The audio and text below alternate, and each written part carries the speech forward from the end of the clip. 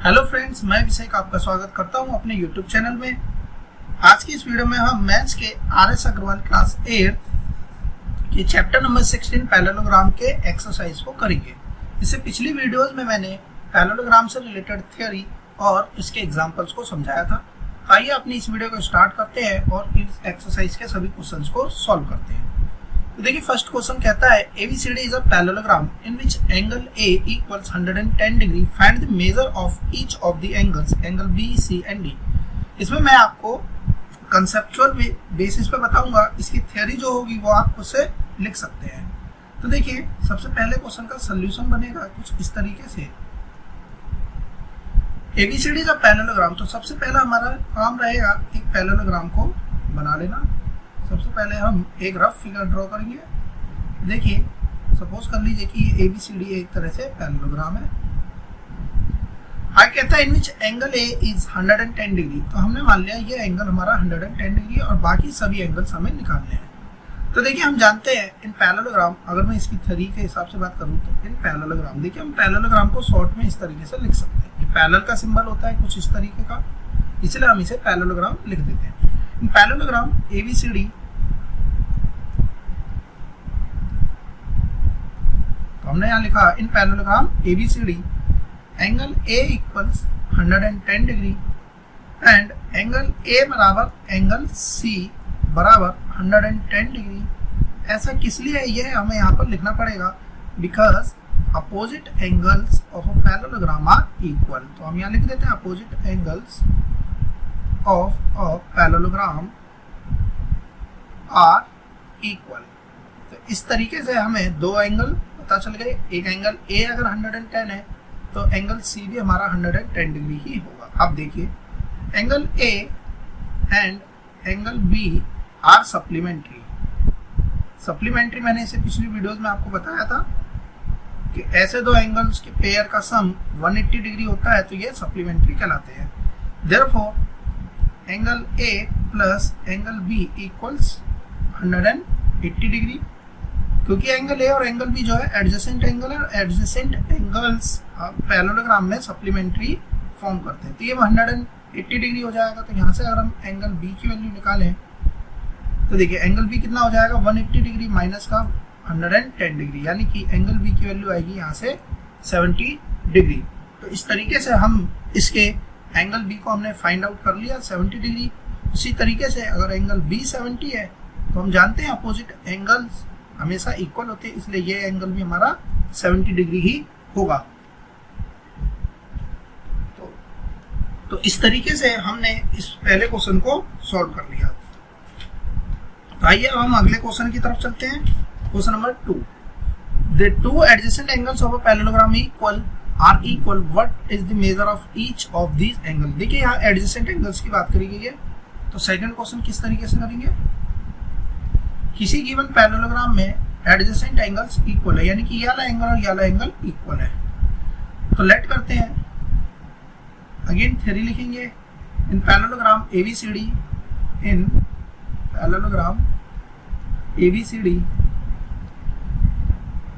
Let angle AB x। हमने A को x मान लिया और अकॉर्डिंग टू क्वेश्चन, हमें क्वेश्चन में दे रखा है कि एडजेसेंट एंगल्स जो है पैरेललोग्राम के वो इक्वल है। अगर एडजेसेंट एंगल्स इक्वल है, let angle AB x, therefore angle B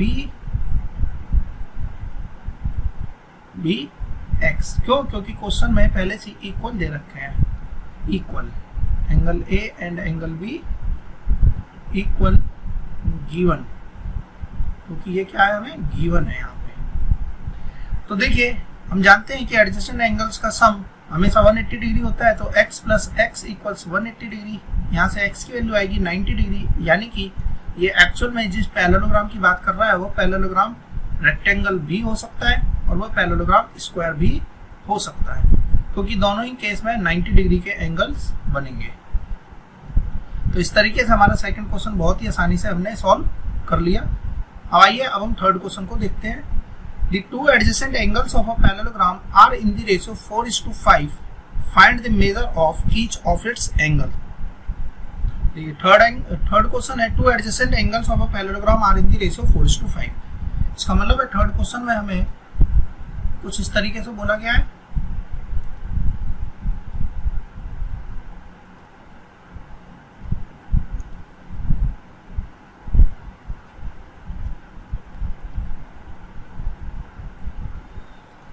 किसी गिवन पैरेललोग्राम में एडजेसेंट एंगल्स यानी कि ए, बी, सी और डी, सपोज ये एक पैरेललोग्राम है और एडजेसेंट एंगल्स का जो रेशियो 4:5 है, यानी कि इनके जो रेशियो है 4:5, हम यहाँ लिखेंगे in parallelogram A B C D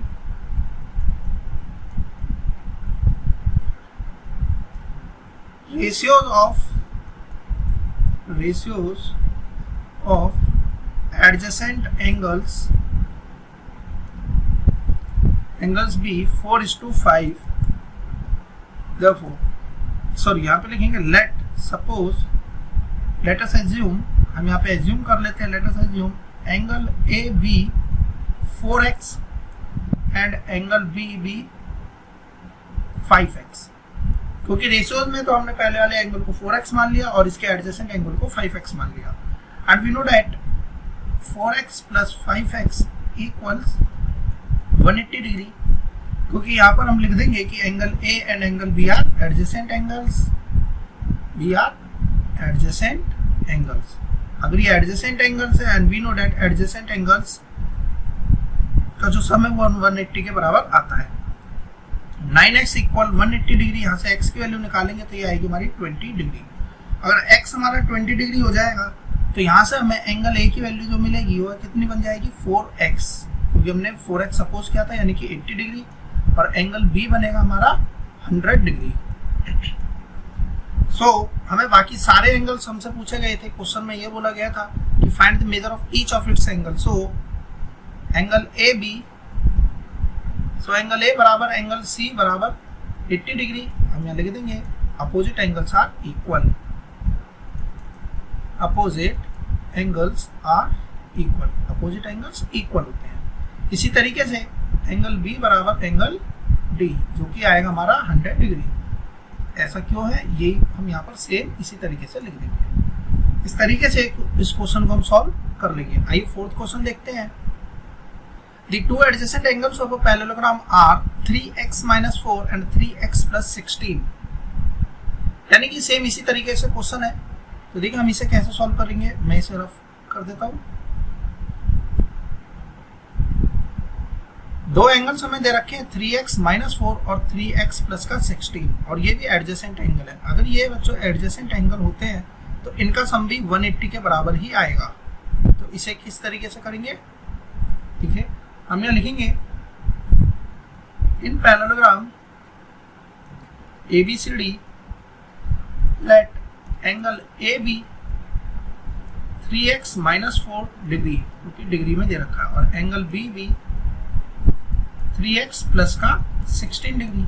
and we know that, again वही थ्योरी बन जाएगी, A और B को जोड़ने पर 180 आएगा। मैं इसे आपको डायरेक्ट समझा देता हूँ। इसमें वैल्यू पुट करेंगे और इन्हें ऐड करने पर यह वैल्यू आपस में बराबर आएगी 180 के।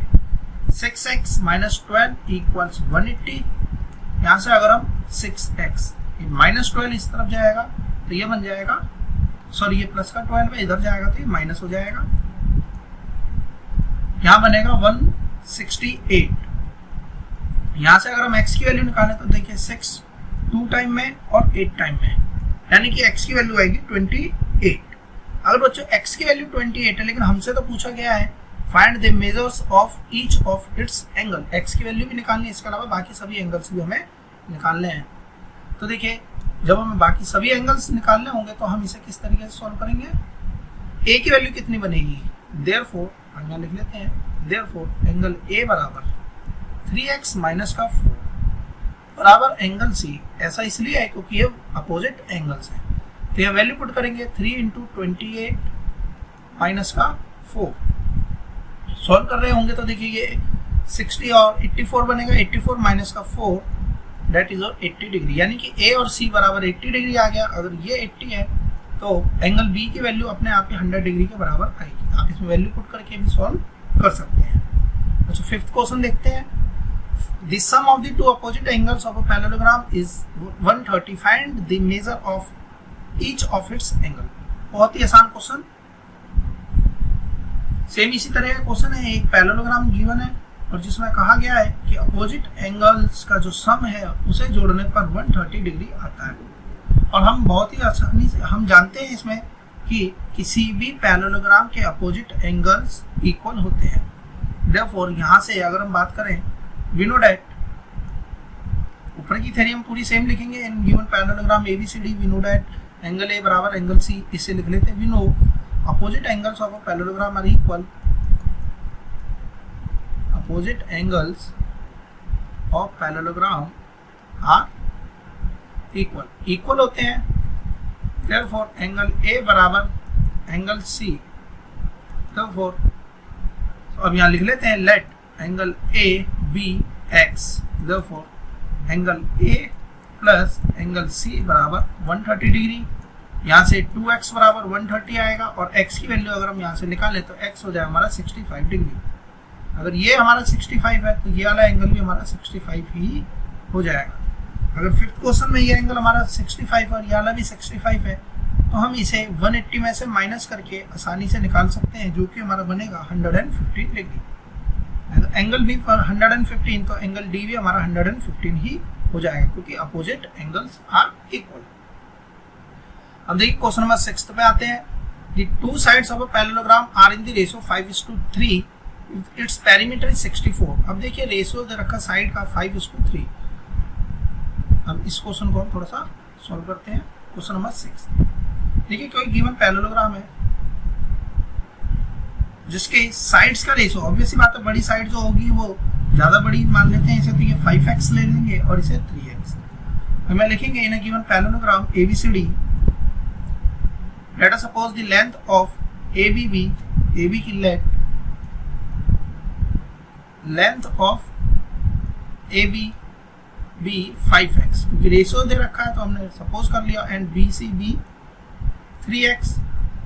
अगर ये 5x है तो हम जानते हैं कि अपोजिट साइड्स इक्वल होती है, तो ये भी 5x हो जाएगा, और अगर ये 3x है तो ये वाला भी 3x ही होगा।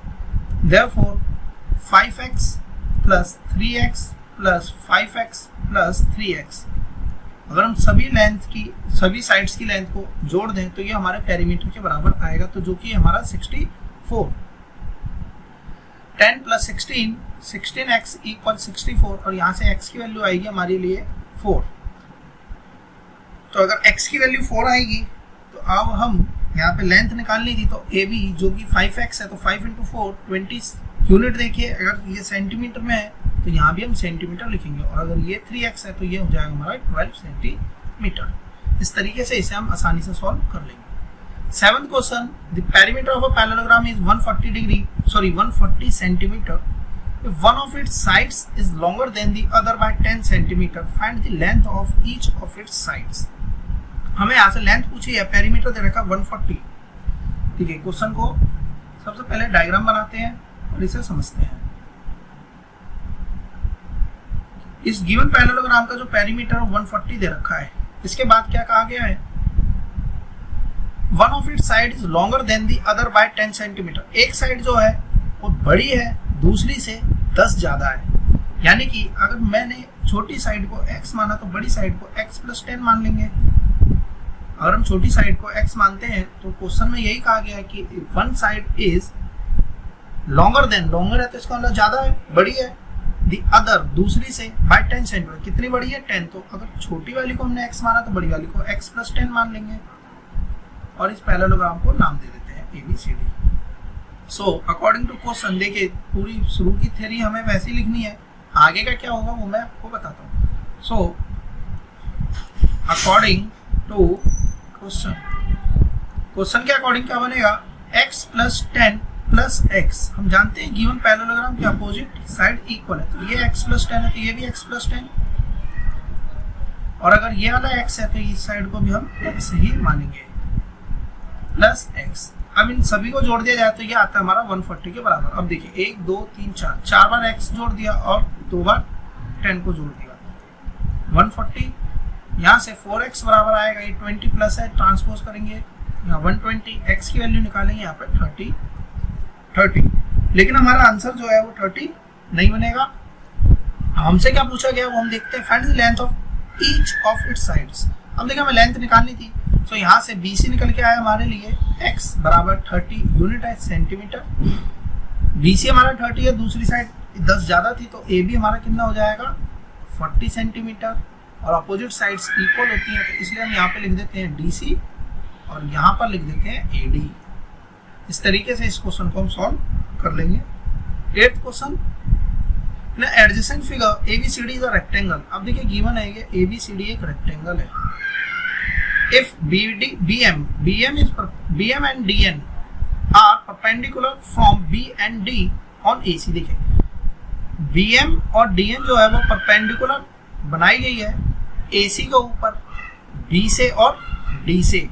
प्रूव दैट ट्रायंगल BMC, देखिए BMC एक ये वाला ट्रायंगल और ट्रायंगल DNA ये कॉन्ग्रुएंट है, ये हमें प्रूव करना है। Is it true that BM, और हमें इसके बाद ये भी बताना है कि क्या BM और DN बराबर हैं।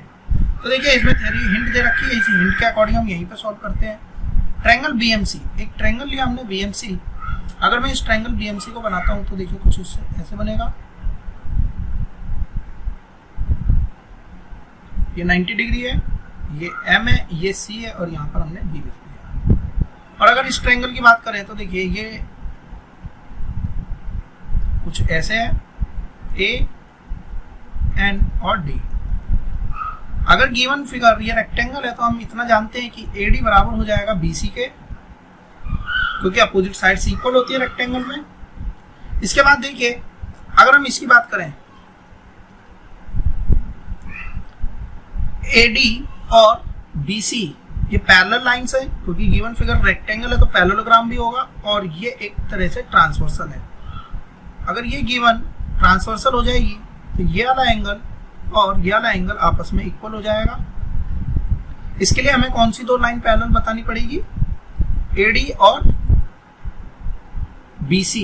अगर AD और BC पैरेलल है और ये ट्रांसवर्सल है तो ये वाला एंगल और ये वाला एंगल आपस में इक्वल हो जाएंगे, जो कि यहाँ पर लिखा भी हुआ है BCM और DAN इक्वल है, क्योंकि ये अल्टरनेट एंगल्स हैं। AD पैरेलल है BC के और ये ट्रांसवर्सल है, तो ये गिवन जो एंगल होंगे वो अल्टरनेट एंगल्स कहलाएंगे। अब देखिए हमने दो चीजें देख ली, एक तो ये साइड देख ली जो कि इक्वल है, एक ये एंगल देख लिया, और एक ये 90 डिग्री यहाँ पर बोला गया परपेंडिकुलर है। तो गिवन ट्रायंगल आपस में कॉन्ग्रुएंट हो जाएंगे by RHS property, right angle hypotenuse side. देखिए सबसे पहले तो यहाँ राइट एंगल बनना है और एक साइड इक्वल है, तो इस बेसिस पे ये दोनों ट्रायंगल आपस में कहलाए जाएंगे हमारे लिए कॉन्ग्रुएंट। अगर ट्रायंगल कॉन्ग्रुएंट है तो ऑब्वियस सी बात है कि ये ट्रायंगल इसके ऊपर सुपर इम्पोज हो जाएगा पूरी तरीके से। अगर ये पूरी तरीके से आएगा तो कैसे आएगा वो देखते हैं। अगर हम इस C को घुमा के A के ऊपर रख दें, अगर हम इस C को घुमा के A के ऊपर रख दें तो ये इसे पूरी तरीके से कवर कर लेगा। अगर मैं यहाँ पे बनाऊं तो देखिए यहाँ पर आ जाएगा C और M की जगह N आ जाएगा यहाँ पे, और यहाँ पर आ जाएगा B।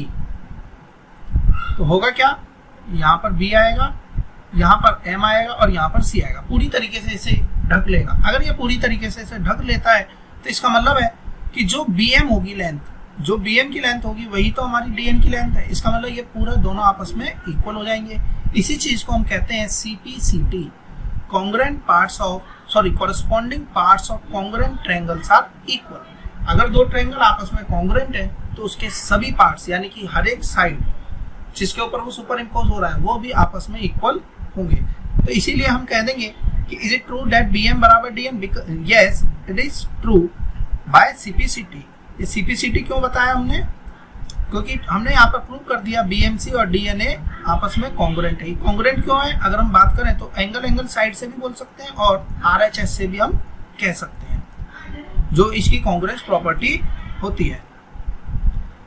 तो आई होप बच्चों ये क्वेश्चन आपको समझ में आ गया होगा। अब हम अगले क्वेश्चन की तरफ जाते हैं, और यहाँ पर भी हिंट में इसका सोल्यूशन दे ही रखा है, तो इसे समझ लेते हैं।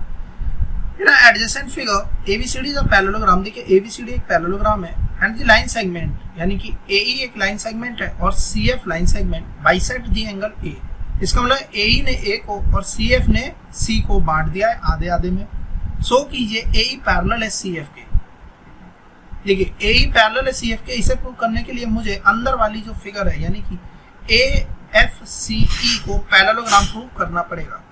अगर ये गिवन फिगर में अंदर वाला पैरेललोग्राम प्रूव कर देता हूँ तो ये साइड इसके पैरेलल, ये वाली साइड इसके पैरेलल और इक्वल भी प्रूव हो जाएगा। अब देखिए कैसे इसे इक्वल करेंगे। इसके लिए यहाँ पर दो ट्रायंगल दिए गए हैं ए डी और C B F, A D E और सी बी एफ। दोनों ट्रायंगल में देखिए ये गिवन फिगर तो पैरेललोग्राम गिवन ही है ए बी सी डी, इसका मतलब एंगल डी जो है वो एंगल बी के बराबर है। Opposite angles are equal. हम ये भी जानते हैं एंगल ए पूरा बराबर है एंगल सी के, इतना हमें पता है क्योंकि ये भी अपोजिट एंगल्स है। मान लीजिए कि अगर ये 100 है तो ये भी 100 होगा। अगर मैं इस एंगल का आधा कर दूं तो यहाँ पर 50 हो जाएगा और यहाँ भी 50 हो जाएगा। तो इसी तरीके से ये भी 50 होगा और ये भी 50 होगा। अब अगर ये दोनों 50-50 होंगे तो अगर मैं इस साइड को रब कर दूं तो आप देखोगे कि ये भी 50 है और ये भी 50 है। ये वाले एंगल पहले से इक्वल हमने दिखा दिया और ये मैंने आपको सपोज करके बताया। ऐसा नहीं है कि यहाँ 50 ही होगा, आप कुछ भी रख लीजिए, लेकिन आधा करोगे तो ये आपस में इक्वल होंगे। तो इसी चीज को यहाँ पर लिख के दिखा रखा है कि हम जानते हैं। और इसके अलावा ए डी बराबर बी सी तो है ही है क्योंकि अपोजिट साइड्स इक्वल है। एंगल बी बराबर एंगल डी हमने बता दिया। Triangle A D D A E में इस एंगल को इस एंगल के बराबर दिखा दिया। अब देखिए यहाँ से मैं निकल के आया डी ए ई बराबर बी सी एफ, क्योंकि एंगल ए बराबर एंगल सी के है तो दोनों तरफ आधा कर देंगे तो ये भी बराबर होगा। और आधा करने के बाद हम इस वाले एंगल की बात कर रहे हैं। अब हमने यहाँ पर देखा एक एंगल एक साइड फिर एंगल, यहाँ भी देखिए एंगल साइड एंगल, तो ये दोनों ट्रायंगल आपस में कॉन्ग्रुएंट हो जाते हैं। किस प्रॉपर्टी से? तो ये बनेगी एंगल साइड एंगल कॉन्ग्रुएंसी से ये कॉन्ग्रुएंट हो जाएंगे। अब देखिए अगर ये कॉन्ग्रुएंट है इसका मतलब ये वाला एंगल भी इसके बराबर होगा क्योंकि सीपीसीटी यही बताता है कोरस्पॉन्डिंग पार्ट्स इक्वल है। अगर ये दोनों ट्रायंगल कॉन्ग्रुएंट हो गए तो ए ही इसके ऊपर पूरी तरह से फिट बैठ जाएगा सी एफ के ऊपर सीपीसीटी से। इसके अलावा देखिए डीई बराबर हो जाएगा बी एफ के। तो देखिए यहीं पर ये लिखा हुआ है C D minus DE, C D में से डीई को माइनस कर दिया, यहां पर भी ए बी में से बी एफ को माइनस कर दिया, तो जो बचेगा वो क्या बचा? ए एफ और सी ई बचा। ये दोनों भी तो आपस में इक्वल होंगे।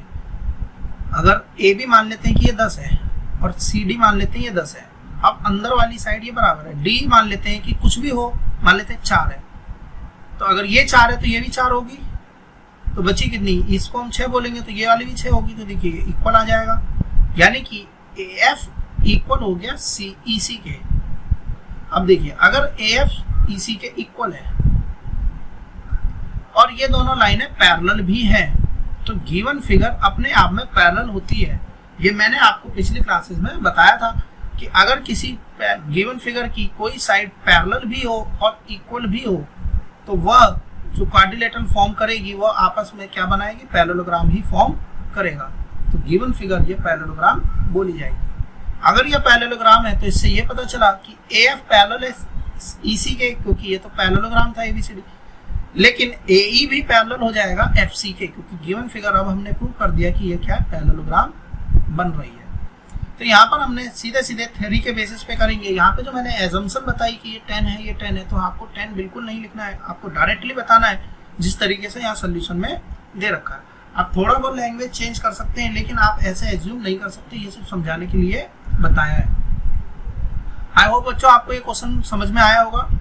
अब हम इसके बाद आगे के क्वेश्चंस को सॉल्व करते हैं। ठीक, क्वेश्चन नंबर 10 कहता है the length of a diagonals of a rhombus are 16 and 12 respectively. Find the length of each of its sides. 16 और 12। देखिए बहुत ही आसान सा क्वेश्चन, और यहाँ से इस क्वेश्चन में ये भी पता चल रहा है कि रोम्बस के जो डायगोनल है वो इक्वल नहीं होते। फिर क्वेश्चन में ही गिवन है 16 एंड 12। अब देखिए यहाँ पर हम ड्रॉ करते हैं पहले गिवन रोम्बस। रोम्बस का कोई नाम नहीं तो हम यहाँ पे नेमिंग कर देते हैं ABCD। एक रोम्बस है, देखने में पता चल रहा है कि ये साइड ऑब्वियसली बात है लंबी सी दिखाई दे रही है, तो हम इसे 16 मान लेते हैं और इसे हम मान लेते हैं 12। Let us suppose let AC be 16 centimetre and BD be 12 centimetre. O be the point of intersection of AC and BD. Now we know that हम इसमें ये चीज जानते हैं कि जो डायगोनल्स होते हैं वो इक्वल नहीं होते, लेकिन आपस में बाइसेक्ट जरूर करते हैं. We know diagonals of a parallelogram. देखिए गिवन फिगर पैरेललोग्राम है और पैरेललोग्राम में ये क्या है, रोम्बस. तो हम डायरेक्टली रोम्बस ही लिख देते हैं. So the diagonals of a rhombus are bisect each other. अगर ये बाइसेक्ट करते हैं तो यहाँ से bisect each other at 90 degree. हमें ये प्रॉपर्टी भी पता है कि ये आपस में 90 डिग्री पर ही बाइसेक्ट करते हैं और 90 डिग्री का सिंबल होता है कुछ इस तरीके का. अब देखिए 90 डिग्री पे बाइसेक्ट करते हैं, देयरफॉर AO बराबर OC बराबर AC का आधा यानी कि 8 सेंटीमीटर. इसी तरीके से OD बराबर OB बराबर BD का हाफ यानी BD/2 यानी कि 6 सेंटीमीटर. इससे हमें पता चला कि ये वाली साइड 8 है, ये भी 8 है, ये 6 और ये भी 6. अब देखिए गिवन फिगर में अगर बात करें इन ट्रायंगल AOB,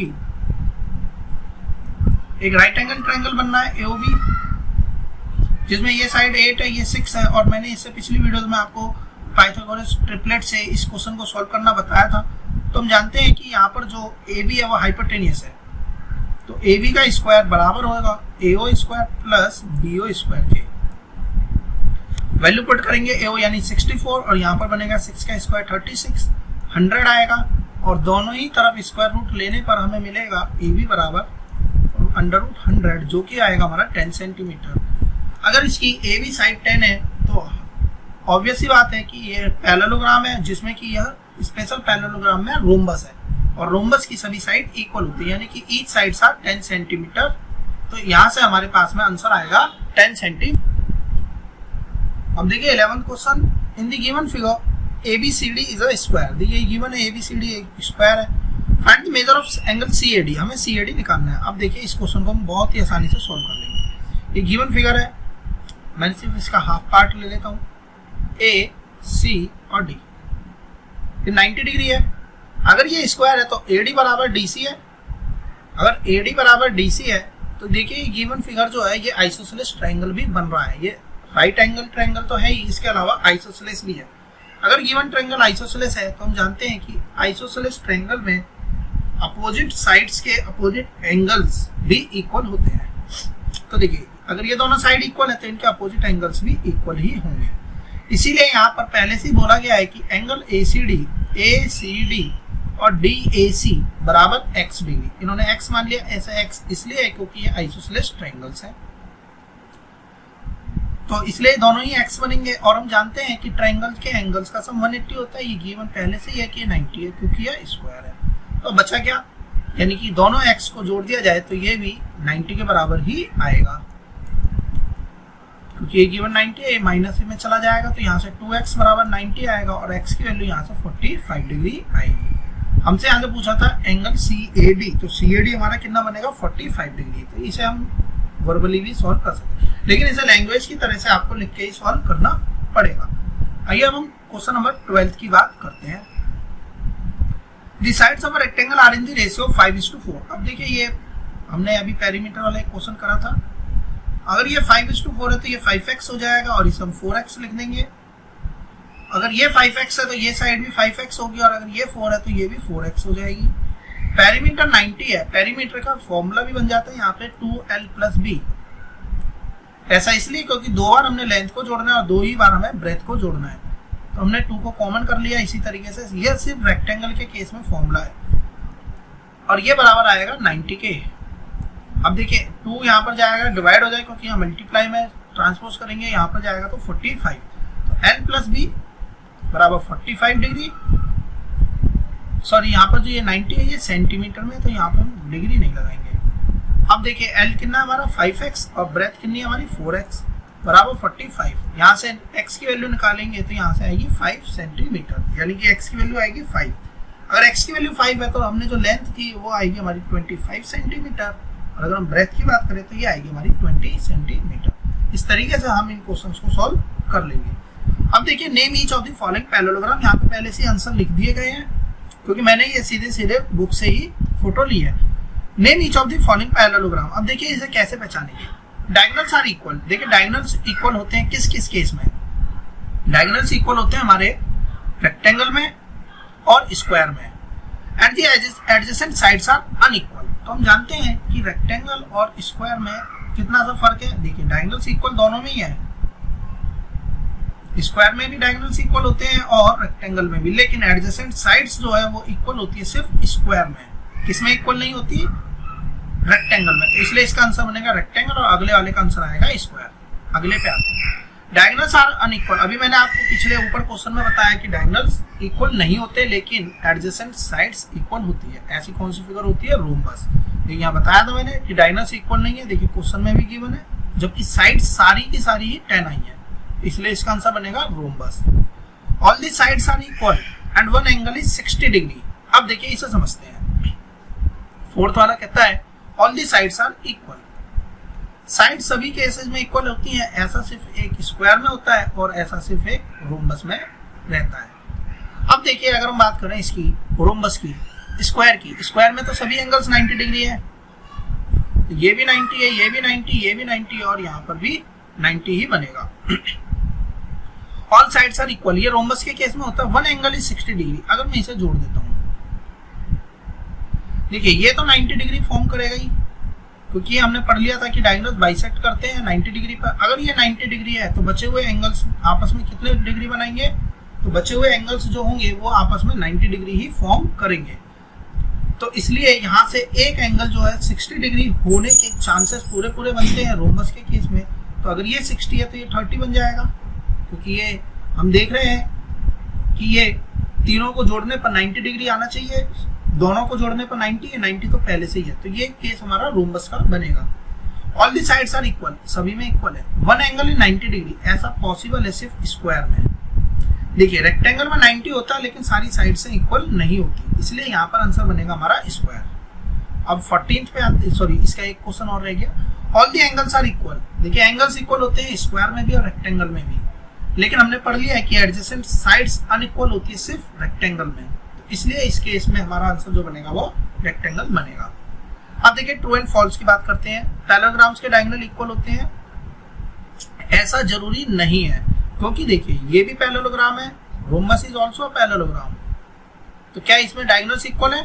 तो ऐसा नहीं है, इसलिए फॉल्स। रेक्टेंगल के डायगोनल परपेंडिकुलर होते हैं ईच अदर, ऐसा भी नहीं है। रेक्टेंगल्स के डायगोनल सिर्फ इक्वल होते हैं, ऐसा मैंने नहीं बताया कि रेक्टेंगल में 90 डिग्री, नहीं, ऐसा सिर्फ रोम्बस और स्क्वायर में ही होता है, इसलिए ये भी फॉल्स। रोम्बस के डायगोनल्स इक्वल होते हैं, ऐसा गलत है, इसलिए false. Every rhombus is a kite. अब इसे हमें यहाँ पे समझना पड़ेगा रोम्बस और काइट के बारे में कैसे पता करें कि कौन सा रोम्बस और कौन सा काइट। तो देखिए एवरी रोम्बस, सभी रोम्बस को हम यहाँ फॉर्म कर लेते हैं और सभी काइट। यहाँ पे लिखते हैं रोम्बस, यहाँ पे लिखते हैं काइट। रोम्बस की जितनी भी प्रॉपर्टी होती हैं क्या वो काइट में पाई जाती हैं? अगर ऐसा है तो बिल्कुल सही बोलेंगे और अगर ऐसा नहीं है तो ये गलत है। अब देखिए रोम्बस की एक प्रॉपर्टी होती है कि 90 डिग्री पर ये बाइसेक्ट करता है, ऐसा काइट में भी होता है, काइट में भी ये 90 डिग्री पर ही बाइसेक्ट करता है। इसके सारी साइड से इक्वल होती हैं रोम्बस की, लेकिन क्या काइट में ऐसा है? काइट में एडजेसेंट साइड से इक्वल होती है, तो इसलिए यहाँ पर रोम्बस की चारों साइडें इक्वल है, तो क्या सारे रोम्बस को हम काइट बोल देंगे? तो ऐसा नहीं है। Every rectangle is a square. अब देखिए यहाँ पे समझते हैं every rectangle is a square, और फिर इसका अपोजिट भी देख लेंगे। हम यहाँ रेक्टेंगल बनाते हैं और यहाँ पर स्क्वायर बनाते हैं।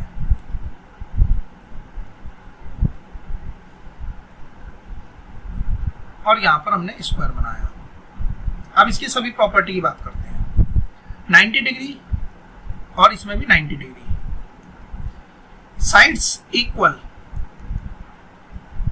इक्वल, लेकिन क्या इसमें साइड इक्वल है? तो हम कहेंगे sides are not equal, not equal. अब यहीं से बात खत्म, सॉरी इसके बाद भी देख लेते हैं। डायगोनल्स इक्वल, और इसमें भी डायगोनल इक्वल ही होते हैं, यानी डायगोनल्स की लेंथ आपस में बराबर होती है। अब देखिए जो जो प्रॉपर्टी स्क्वायर में है, स्क्वायर में 90 है, यहाँ पर है। स्क्वायर में साइड इक्वल है, लेकिन क्या यहाँ पर है रेक्टेंगल में है? तो रेक्टेंगल में ऐसा नहीं है। तो आप देखिए कि क्या सारे स्क्वायर को हम रेक्टेंगल कह सकते हैं? बिल्कुल कह सकते हैं, क्योंकि सारे स्क्वायर में रेक्टेंगल वाली प्रॉपर्टी तो है ही है। लेकिन यहां बोला गया है कि every rectangle is a square. आप देखिए 90 इसमें है तो 90 इसमें भी है, यानी कि अभी तक तो हम कह सकते हैं कि हाँ जितने भी रेक्टेंगल है वो स्क्वायर होंगे। लेकिन जैसे ही हम दूसरी वाली पे गए तो हमने देखा कि रेक्टेंगल में साइड इक्वल नहीं होती, जबकि स्क्वायर में साइड इक्वल होती है। तो हम यहाँ से ये पता चला कि जितने भी रेक्टेंगल है वो स्क्वायर नहीं कहलाए जाएंगे, क्योंकि रेक्टेंगल में साइड्स इक्वल नहीं होती। इसका मतलब ये तो हो गया फॉल्स। लेकिन अगर मैं कहूं कि every square is a rectangle, तो अब देखिए जो जो प्रॉपर्टी रेक्टेंगल में होती हैं क्या वो स्क्वायर में है? रेक्टेंगल की प्रॉपर्टी 90 डिग्री होना चाहिए, 90 डिग्री है। डायगोनल्स इक्वल होने चाहिए, डायगोनल्स इक्वल है। रेक्टेंगल में अपोजिट साइड्स इक्वल होनी चाहिए, स्क्वायर में भी होती हैं। रेक्टेंगल में साइड्स जो होती हैं एडजेसेंट साइड्स वो इक्वल नहीं होती, तो हम यहाँ पर इस बात का तो जिक्र ही नहीं करेंगे। स्क्वायर में होती है बिल्कुल करेक्ट है, लेकिन क्या रेक्टेंगल में होती है? नहीं।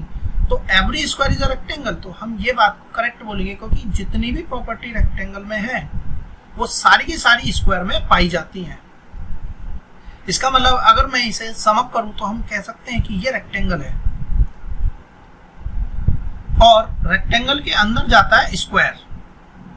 अगर ये रेक्टेंगल है तो एक रेक्टेंगल ऐसा भी होगा जो कि एक स्क्वायर फॉर्म कर रहा होगा, तो ये करेक्ट है। यानी कि every square is a rectangle ये हमारे लिए करेक्ट हो जाएगा, और every rectangle is a square ये हमारे लिए फॉल्स हो जाएगा। हमें सिर्फ इसमें यही जानना है कि क्या जिसके बारे में बात करी जा रही है उसकी सभी प्रॉपर्टी दूसरे वाले फिगर में पाई जाती है या नहीं। अब देखिए every square is a parallelogram. अब यहाँ पर हम स्क्वायर की बात करते हैं और पैरेललोग्राम की बात करते हैं।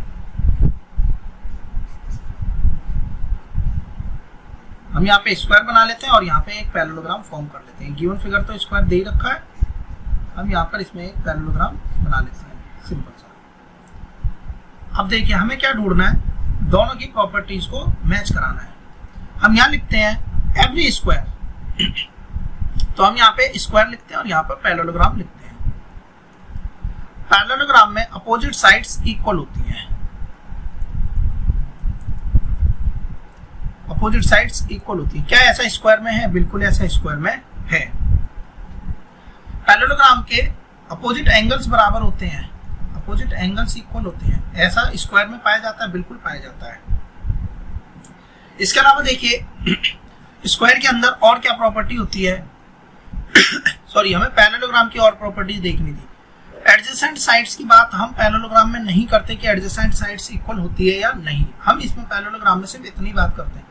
पैरेललोग्राम में हम ये भी नहीं कहते कि डायगोनल्स इक्वल होते हैं, लेकिन हम हाँ पैरेललोग्राम में ये जरूर कहते हैं कि डायगोनल्स बाइसेक्ट ईच अदर। क्या डायगोनल बाइसेक्ट करते हैं पैरेललोग्राम में? क्या ऐसा स्क्वायर में है? बिल्कुल ऐसा स्क्वायर में है। यानी कि पैरेललोग्राम की जितनी भी प्रॉपर्टीज होती हैं वो क्या सभी की सभी स्क्वायर में पाई जाती हैं? बिल्कुल पाई जाती हैं। लेकिन क्या स्क्वायर की सभी प्रॉपर्टीज पैरेललोग्राम में? तो ऐसा नहीं है। देखिए स्क्वायर में 90 डिग्री पर बाइसेक्ट करता है, क्या पैरेललोग्राम में करता है? नहीं। तो यहाँ पर every square is a parallelogram true है, लेकिन every parallelogram is a square ये फॉल्स हो जाएगा। तो यहाँ पे मेरी बात आप समझ रहे होंगे। जो जो प्रॉपर्टी पाई जाती है उसके बेसिस पे हम इसे कहेंगे। Every square is a rhombus, तो ये ट्रू हो जाएगा, क्योंकि स्क्वायर के अंदर जितनी भी प्रॉपर्टीज होती हैं वो रोम्बस के अंदर जितनी भी प्रॉपर्टीज होती हैं वो सारी की सारी स्क्वायर में होंगी। एक बार मैं फिर आपको दोबारा से समझाता हूँ।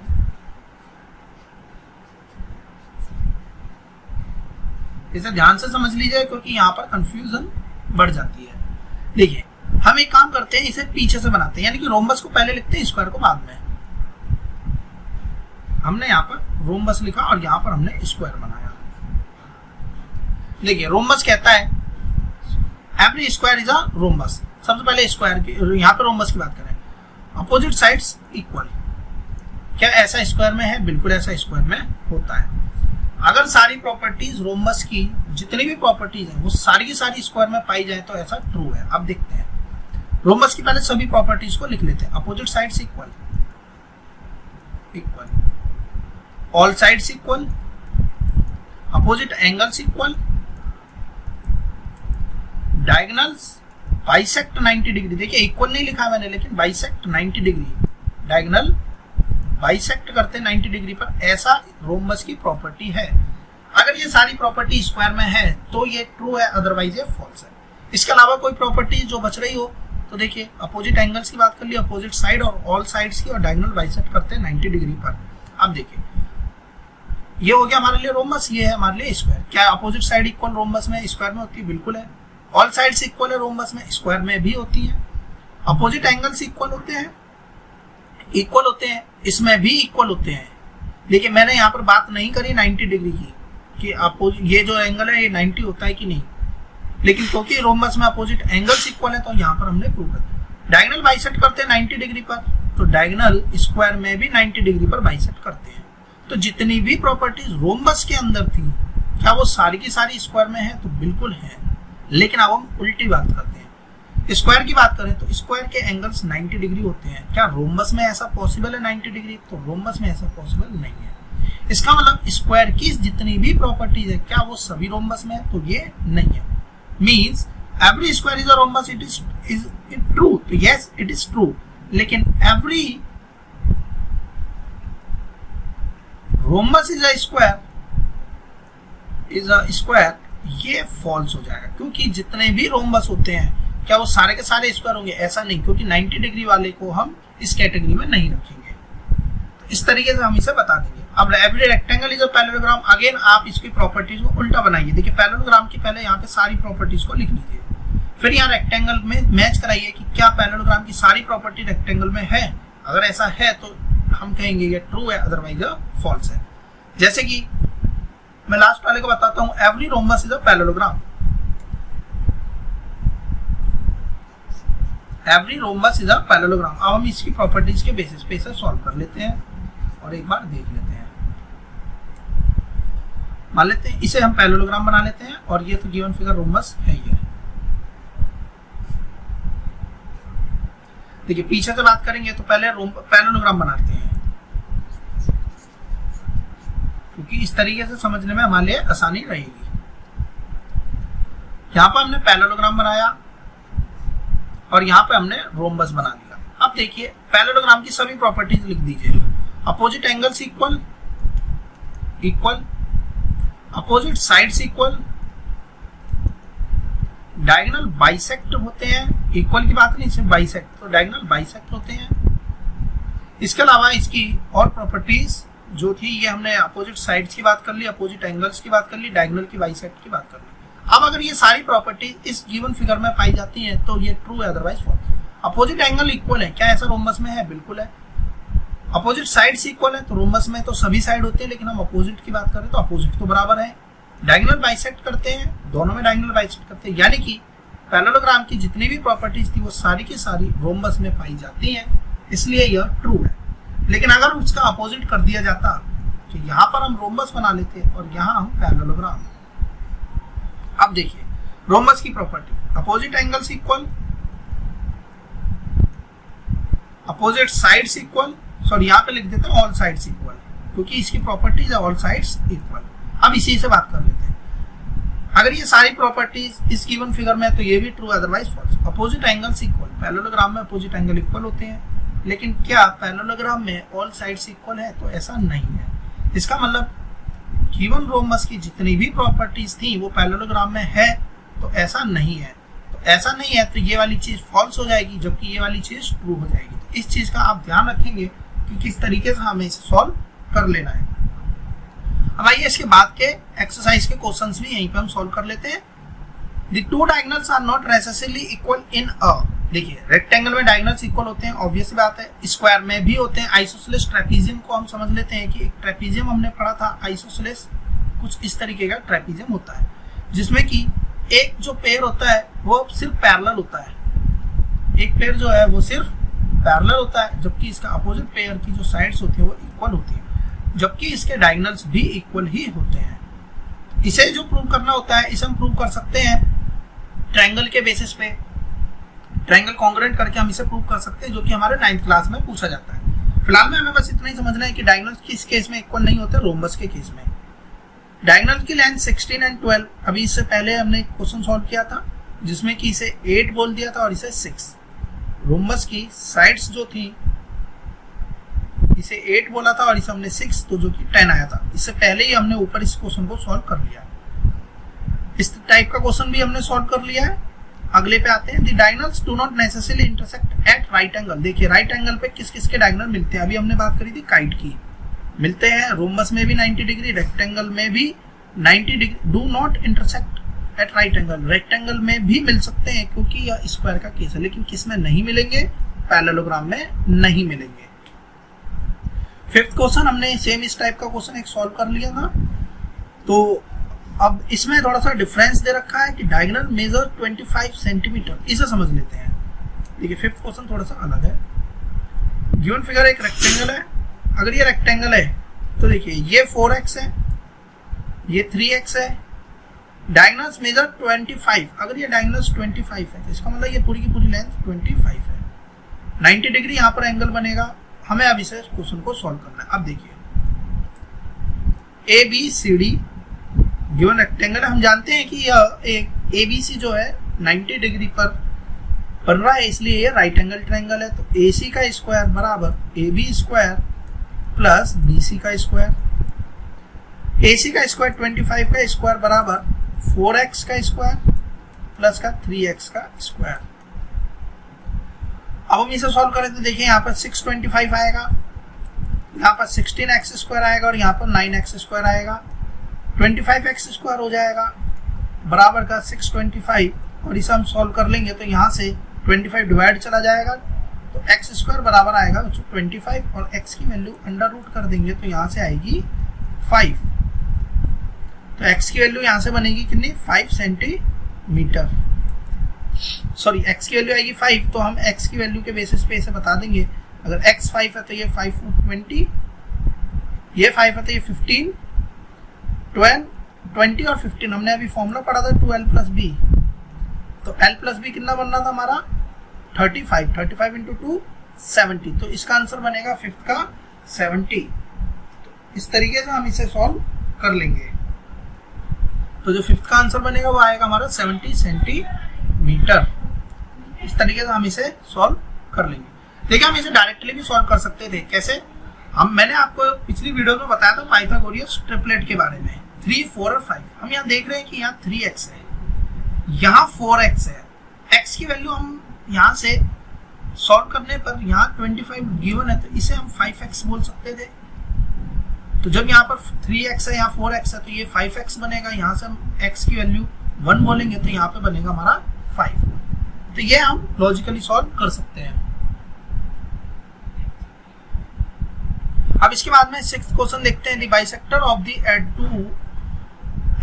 To adjacent angles of a parallelogram intersecting. इस टाइप का क्वेश्चन मैंने आपको समझाया था कि जो बाइसेक्टर होता है किसी भी दो एडजेसेंट एंगल्स का वो 90 डिग्री पर इंटरसेक्ट करता है।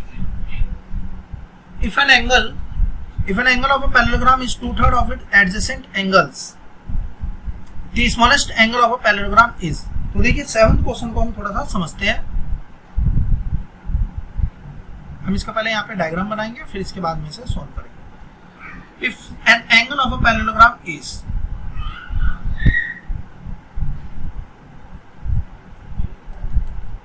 2/3 of its adjacent angles, smallest angle की बात कर रहा है।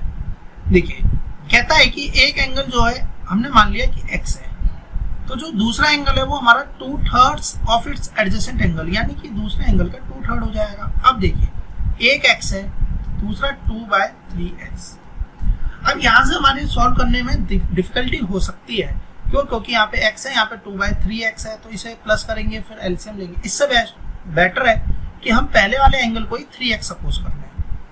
अगर मैंने इस a को ही 3x बोल दिया होता तो ये 2/3 ऑफ 3x हो जाता और यहाँ पे 3 से 3 कट जाता, यानी पहला एंगल आता हमारा 3x और दूसरा एंगल हो जाता हमारा 2x, और इसे जोड़ने पर आएगा हमारा 180 डिग्री। अगर ये 180 डिग्री आएगा हमारा, तो देखिए 5x बराबर 180 डिग्री, x की वैल्यू कितनी आएगी 5x बराबर 180 डिग्री, x की वैल्यू आएगी हमारे लिए 36 डिग्री। अब देखिए x की वैल्यू 36 है, स्मॉलेस्ट एंगल की बात कर रहा है। अगर मैं 3 की की मल्टीप्लाई 36 से करूँ तो ये तो ज़्यादा हो जाएगा, जबकि यहाँ पर 2x था तो यहाँ वैल्यू कम आएगी, तो यहाँ वैल्यू बनेगी 72 डिग्री आंसर। तो देखिए ये हमें कैसे सॉल्व करने में आसानी हुई कि मैंने इसे a को x ना मान के 3x मान लिया, जबकि अगला एंगल 2/3 ऑफ एडजेसेंट एंगल था तो ये 3x हो जाएगा, जिससे 3 से 3 कट गया, तो पहले वाला एंगल 3x बन गया, दूसरा वाला हमारा 2x बन गया। इसलिए इस क्वेश्चन को हम आसानी से सॉल्व कर पाएंगे। इसे आप x और 2/3x करके भी सॉल्व करोगे तब भी आंसर वही आएगा, थोड़ी कैलकुलेशन बढ़ सकती है। 8th क्वेश्चन देखते हैं। Diagonal do not necessarily bisect the right interior angle at the vertices in ऑ। इसे समझते हैं क्या कहता है। इसे पहले हम थोड़ा सा रब कर लेते हैं, फिर इसे देखते हैं।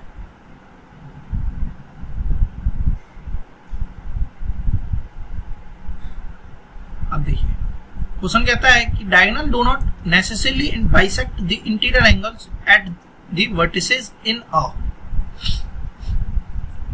स्क्वायर की बात करते हैं। तो देखिए स्क्वायर के केस में हमने पढ़ा था अभी, इससे पहले क्वेश्चन में हमने जाना था कि ये 45 होता है, ये भी 45 आया था।